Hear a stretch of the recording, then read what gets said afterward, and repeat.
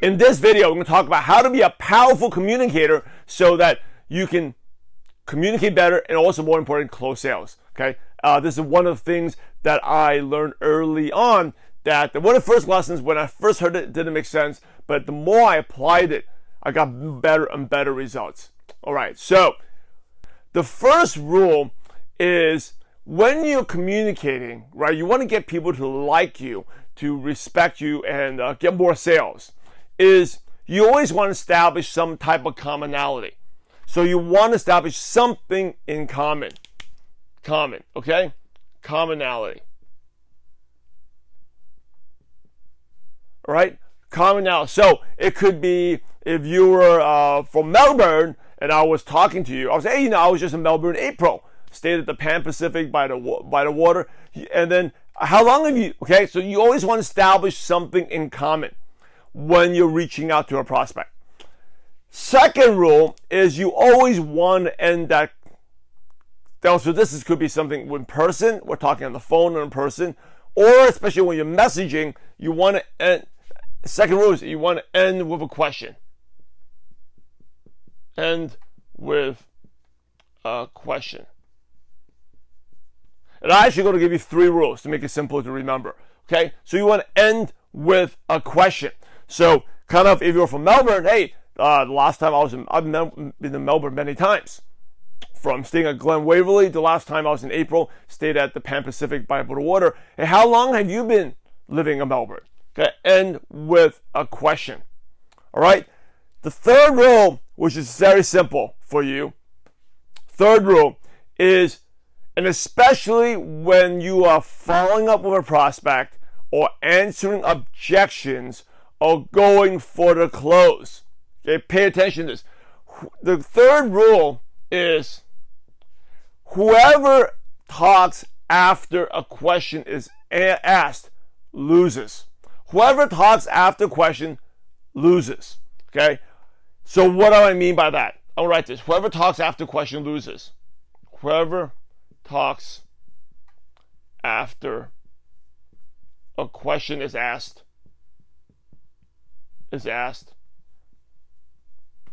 loses. Now, you may say, well, it may not sound that bad. Lose sounds like a strong word. But anyway, that's what I remembered as, and that motivated me never to talk and just to shut up after ask a question. Okay? Now, do you really lose? No. But actually, if you're closing a prospect, you definitely lose if you are talking after a question is asked. So, what I mean by that, if I asked you, so how long have you been living in Melbourne? I loved it. The weather's awesome there right now, right? I just basically lost. So if you're asking a question, learn to shut up. And that's what motivated me. If someone told me that you lose, I was like, well, do you really lose? And I just, you're going to lose sales. So that motivated me to, when I ask a question, don't talk. Now, I'll give you a couple examples that came in here, right? You guys have posted questions where, like, someone asked, like, well, I don't think it's a good time right now to, I don't think I can have the time to do the business with the 2 boys. What's a good question to ask? Right? You can say, well, how much time do you think it takes to run a successful business? How much time do you think it takes? Right? That's a great question. But then I saw this message where it's like, well, what if you could, you really only 30 to 30 minutes to 1 hour of these stolen moments to do it. See, the order is different. The order should be, hey, did you know, I wouldn't even talk about the 30 minutes to 1 hour, right? I was like, how much time do you think it takes? Let them say it, and then I might say, well, you use feel, felt, found. I understand how you feel. I felt the same way. I thought I didn't have this much time, but what I found was you only need 30 minutes to 1 hour. Like, do you have 30 minutes to 1 hour? Do you think you had to spend 30 minutes to 1 hour of your day to build a business? Okay, ending with a question. Now, commonality is basically, you can say, is also feel, felt, found here. Feel, felt, found. And for those who don't know, feel, felt, found is basically create sympathy. So whatever objection they throw at you, I understand how that. So someone says, I don't like to sell. I understand that. I understand how you feel. I felt the same way. But what I found was, this is not really selling. It's just sending people a video. Now, could you send people? I did that. You end with a question. Do you see? Could you just reach out to people and send people a video. Right? End of a question. So follow these 3 simple rules in your communication. Right? So if you're saying, oh, you can do this business, and I see this a lot on your questions. You can do this business in 30 minutes to 1 hour if these stolen moments. Share that first. I understand how you feel. I found out. I understand because I felt the same way. I didn't have time. What I found was you just need 30 minutes to 1 hour of these stolen moments throughout the day that you can do the business. And then end with a question. Okay? First person, once you ask a question, first person who talks loses. Now, why does the first person who talks loses? Because if you talk, and this is whether you're on the messaging, okay, if you're on the messaging or with talking on the phone, same thing. Because when you're in the messaging, what do people normally pay attention to? The first sentence they say or the last sentence on the message thread? What do people look at?